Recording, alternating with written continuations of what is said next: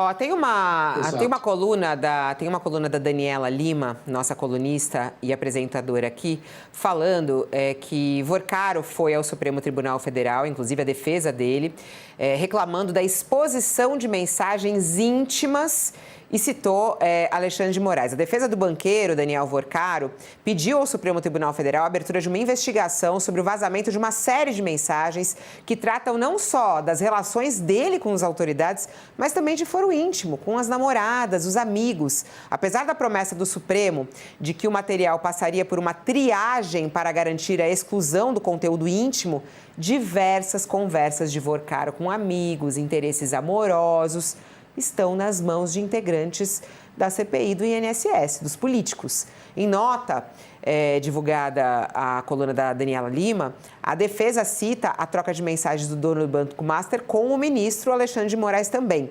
Conversas íntimas, pessoais e que expõem terceiros não envolvidos com os fatos, além de supostos diálogos com autoridades e até mesmo com o ministro do Supremo, talvez editadas e tiradas de contexto. Têm sido divulgadas para os mais diversos órgãos de comunicação, uma reclamação da defesa. Na coluna da Mônica Bergamo, que também está na nossa página também do UOL, eles estão reclamando muito sobre os diálogos, inclusive, dessa questão aí mais íntima, né? A Polícia Federal enviou mensagem de cunho sexual de Vorcaro à CPI e está chocando os parlamentares, né? Eles estão muito impressionados, principalmente a troca de mensagens com a Marta Graef, que não guardam, né, não esconderam. E aí tem muita intimidade, conteúdo sexual das mensagens do ex-banqueiro. Está chocando os parlamentares, segundo a coluna da Mônica Bergamo, não apenas por se depararem com esse tipo de conversa íntima quando liam os diálogos, em busca de indícios.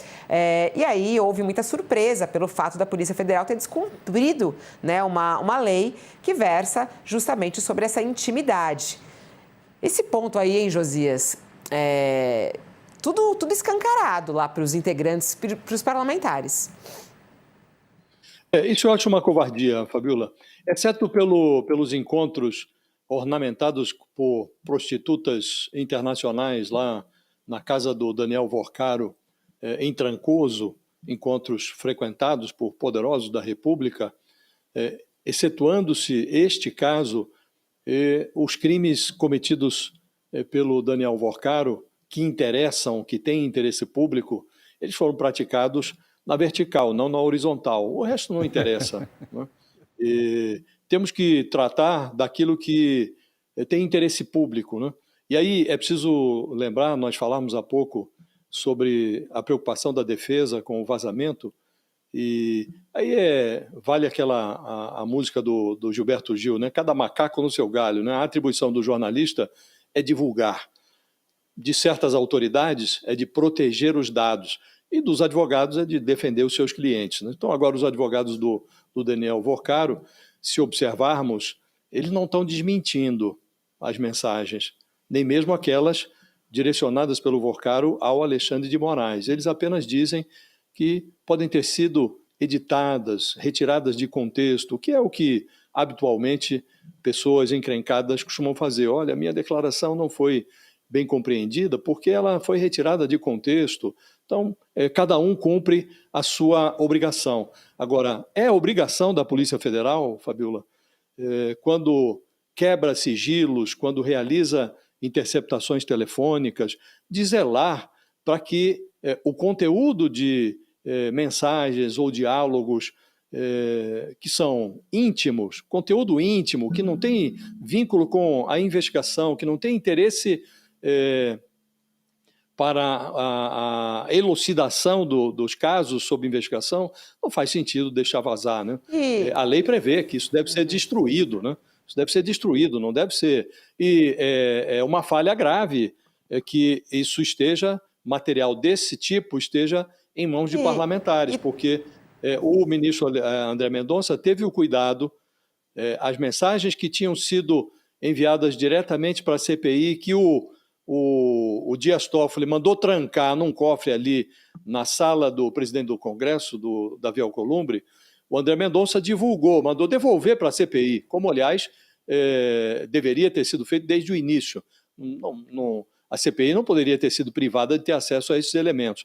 Agora, o que fez o André Mendonça? Deu à Polícia Federal para que ela fizesse a polícia a triagem e depois, aquilo que tivesse pertinência com a investigação, e no caso da CPI, estamos falando da CPI do INSS, iria para a CPI só aquilo que tem ligação, tem vínculo com a atuação do Banco Master no ramo do empréstimo consignado.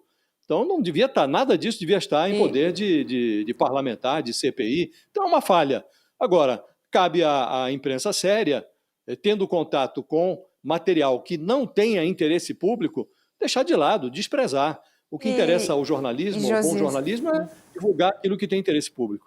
E, professor Janete, tem uma violência aí contra essas mulheres também, né? O nome delas, né? Ser escancarado dessa maneira. Elas estão sendo expostas para esses... né? E a gente sabe o conteúdo desses políticos lá de Brasília tendo acesso a essas, não sei, até imagens, a gente não sabe o conteúdo disso. Mas é uma violência contra essas mulheres. Totalmente errado, isso não tinha que estar público, não tem o menor interesse público, a vida íntima pessoal desse cidadão, ninguém quer saber.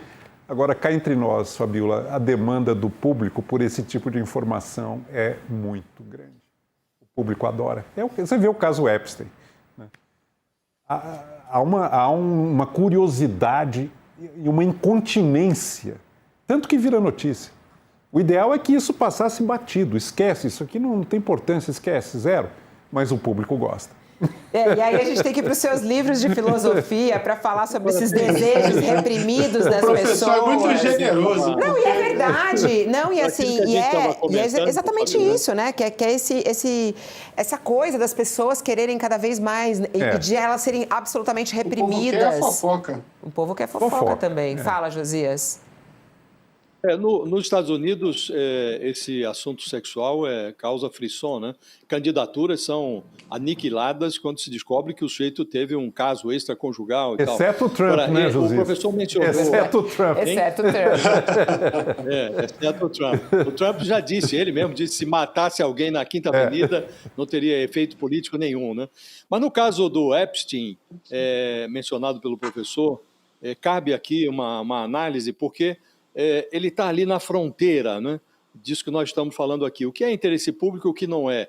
Tivemos aí, ainda outro dia, um membro da família real que se serviu dessa rede de prostituição do Epstein e depois entregou para esse magnata documentos sigilosos do Estado britânico, né? Então, isso tem interesse, passa pela via do escândalo sexual, mas tem um interesse público. Né? E muito do que vem sendo tratado nesse escândalo do Epstein tem essa fronteira. É uma fronteira tênue, mas tem. Ali é impossível mencionar o personagem sem falar da sua atividade. Né? Ele se dedicava à pedofilia, né? E à exploração desse tipo de atividade. Né? E ele se valia desse ramo de atividade para obter informações que beneficiavam os seus negócios. Então, é meio difícil deixar de tratar de uma coisa sem abordar a outra, né? Mas aqui não. Aqui estamos falando de namoros, relacionamentos... Mas preserva o nome das mulheres, né? Preserva o nome dessas mulheres. Isso é uma violência contra as mulheres. Elas não têm nada a ver com isso. Para quem está conosco na TV, é um intervalo, mas a gente segue pelo YouTube, porque a gente vai chamar o nosso supermestre, Walter Mairovich, conosco, para a gente saber o que ele está pensando de tudo isso.